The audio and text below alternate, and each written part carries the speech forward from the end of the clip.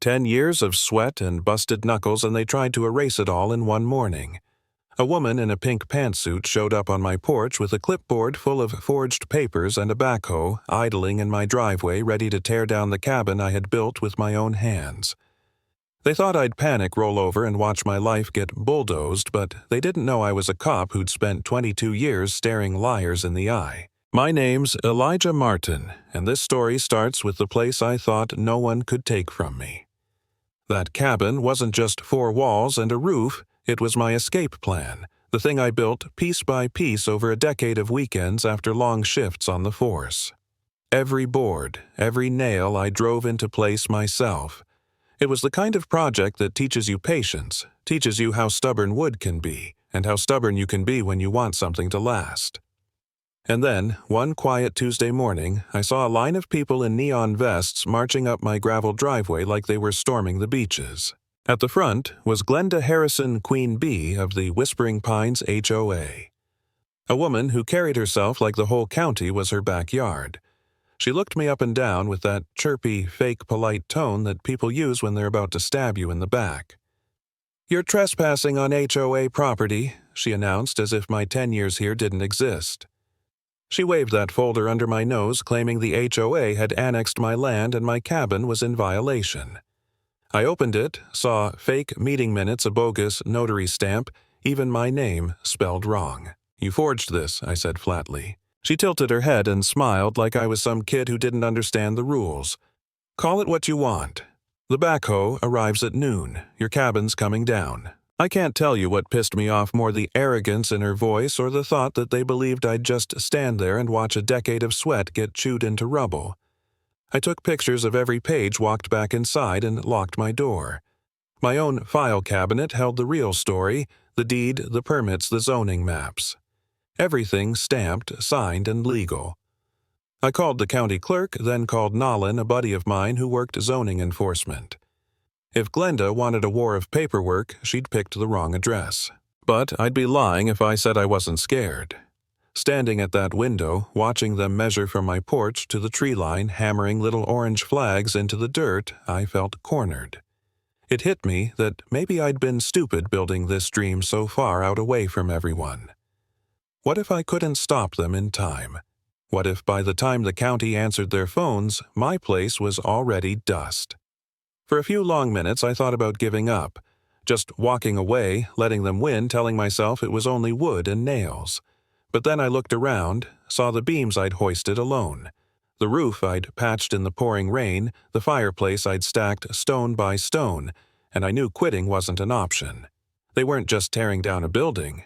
They were trying to erase who I was. So I stepped back outside, stood tall on my porch, and told her, "You've got 2 hours before you're trespassing." She smirked. "You can't stop a community decision." I grinned back. "You're not a community. You're a power-hungry HOA with no authority here." By the time the clock crept toward 11, help arrived. 2 county trucks, an unmarked sheriff's cruiser, and Nolan's rusty old hatchback barreled down my gravel road. Glenda's little army froze. Their clipboards and tape measures didn't mean a thing when real badges stepped onto my land. Nolan wasted no time. He flipped open his folder and shook his head. "There's no record of an annexation. Not through zoning, not through planning, not anywhere." He turned to Glenda.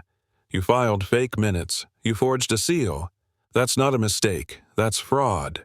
The sheriff's deputy stepped forward calm as a man who knew exactly how this was going to end. He demanded her documents. She hesitated, but when he mentioned obstruction, she handed them over. He held one to the light, then looked her dead in the eye. "There's no notary in this state by this name. This seal isn't real. Everything here is fabricated." Her volunteers stopped hammering flags and started backing away.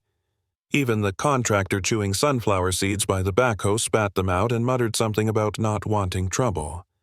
Nayland leaned toward him, voice sharp. "If you move that machine 1 inch, you're liable for destruction of private property. You'll lose your license." The contractor threw up his hands and walked off, muttering curses under his breath. I walked straight up to Glenda, close enough that she had to look me in the eye. "You thought I'd panic," I told her. You thought you could steamroll me with some fake papers and a rented machine, but you picked the wrong guy. Her jaw tightened, but I could see it, the fear finally breaking through the arrogance. And then the deputy listed her charges: forgery, attempted fraud, conspiracy. By noon, she was sitting in the back of a sheriff's vehicle, her pink pantsuit, rumpled clipboard bagged as evidence. You'd think that'd be the end, but it was just the start. 2 days later, the county prosecutor called me in. They dug into the HOA's finances and found a rabbit hole of fraud, fake landscaping contracts, shell companies, hundreds of thousands siphoned into personal accounts. This wasn't about paint colors or mailbox styles. This was about a sweetheart deal with a developer who needed my land to close a multi-million-dollar project. Glenda had promised it to them, forged documents to make it happen, and pocketed kickbacks while residents paid fines for wind chimes and flower beds. When the case hit court, it exploded. Homeowners who'd stayed quiet for years filled the benches. A retired teacher stood up and said she'd been fined for planting wildflowers. A veteran testified that the HOA threatened him for flying his service flag too high. Person after person told the same story: fear, intimidation, silence. And now the truth was spilling out in front of everyone. I took the stand, laid out the timeline, showed the photos, the video, the fake papers. The judge didn't blink. He listened, then turned on Glenda's lawyers with the kind of glare that could peel paint.